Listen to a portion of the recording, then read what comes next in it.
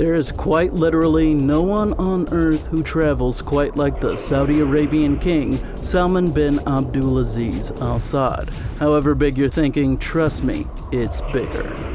Just to put this into proper perspective, let's talk about how much he spends just to travel. The king has a net worth of over $20 billion, so it's not like he's hurting for travel costs. For normal people, the cost of an international vacation is roughly around $3,000. The Saudi Arabian King absolutely destroys this budget. When he took his all-inclusive vacation to Morocco, it was reported to be possibly the most expensive vacation in modern history. His vacay price tag came to around $100 million.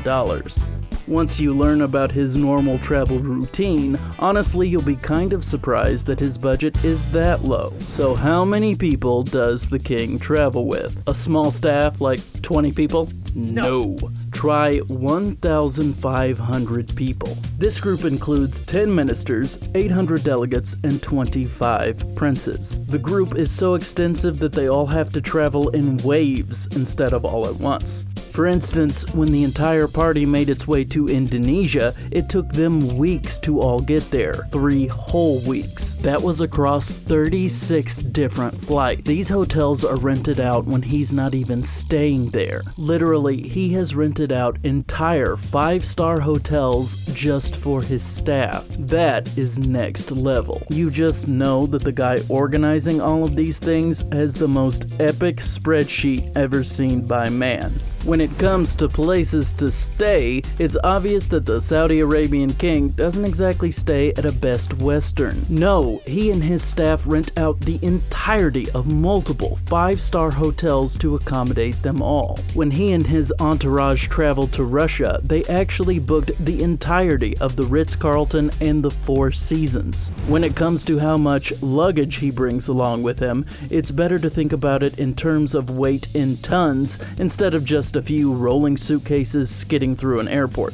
A normal person is allowed around 50 pounds per checked bag. The king travels with over 500 tons every flight. That kind of number is hard to even visualize. Let me make it easier for you. A Sherman tank, for instance, weighs around 33 tons. That means that the king travels with the equivalent of 15 Sherman tanks worth of luggage. You know, give or take a tank. Like any of the richest people on earth, the king travels with his luxury ride so that he always hits the road in style. For him, that includes 2 Mercedes-Benz S600s. Each of them cost $200,000 plus whatever upgrades he's added to them. I'm sure the standard ones like bulletproofing are there. Knowing him, there's also a little golden conveyor belt that helps him get out of the car. You'll see that man does not do steps if he can help it. He may bring an enormous staff wherever he goes, but he also has an enormous staff waiting for him when he gets there. When he traveled to Jakarta,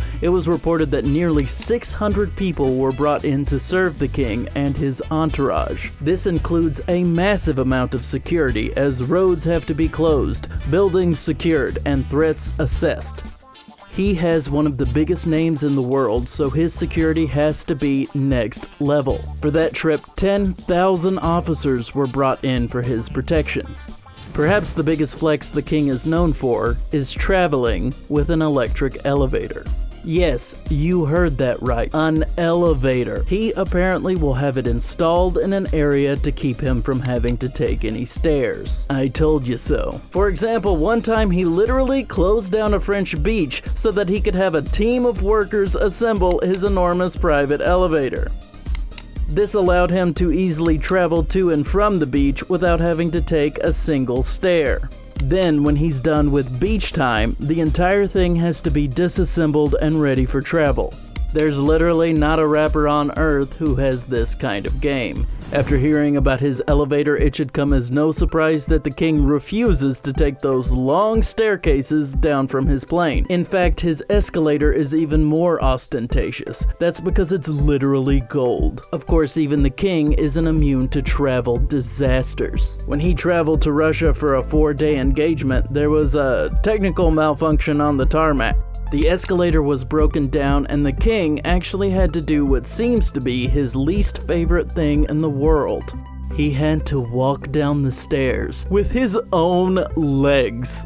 You just know somebody got fired for that one. As much as the king puts people through wherever he travels, you wouldn't imagine him to be very gracious. I mean, a guy who has his own golden escalator doesn't seem like he would be the most generous tipper, right? Well, apparently he's known for exactly the opposite. Staff who have worked for the king have said that he gifted them all-included trips to Mecca to make their pilgrimages. A very special gift indeed. That's a hard tip to top. Pilgrimages to the holy city can cost people upwards of 10 grand. We already know about his entourage, his staff, and his rides waiting for him when he gets to the end of his journey, but that's nothing compared to having his luxury yacht make an entire journey just to meet him when he lands. That's right, his yacht Al Salamah is a 457-foot, $280 million masterpiece. It's not cheap to run either. Annually, it's been reported that $28 million is spent keeping it up. So it's crazy that the king has the yacht take trips even without him being a passenger. Once when he was planning a trip to the Maldives, he actually had the yacht take off so that it would be there waiting when his flight arrived. What's even crazier is that the king didn't end up taking the trip. So this unbelievably expensive yacht made an overseas journey for literally absolutely nothing. That may be the single most expensive vacation that didn't actually happen. We know about the kinds of cars he rides in when he travels internationally, but what about his entourage? Well, they don't all quite ride like he does, though they're not exactly forced to take a rent-a-car either. The Saudi Arabian King's entourage all get limousines to escort them wherever they need to go. That ends up becoming a massive number of luxury cars flown in. On his trip to Tokyo, 500 limos were brought. How do they get all of these cars where they need to go? Well, evidently there are separate planes just for all of the vehicles as well. The limos reportedly fly in on military cargo planes. Then they fly back and pick the vehicles up to go back home. I bet these cars fly better than any other cars in the entire world. Maybe they have their own golden escalators. At this point, I really wouldn't be surprised. Every member of the Saudi Arabian royal family receives a generous monthly stipend. Even the grandchildren receive $27,000 a month, so they travel to preschool in just as much style.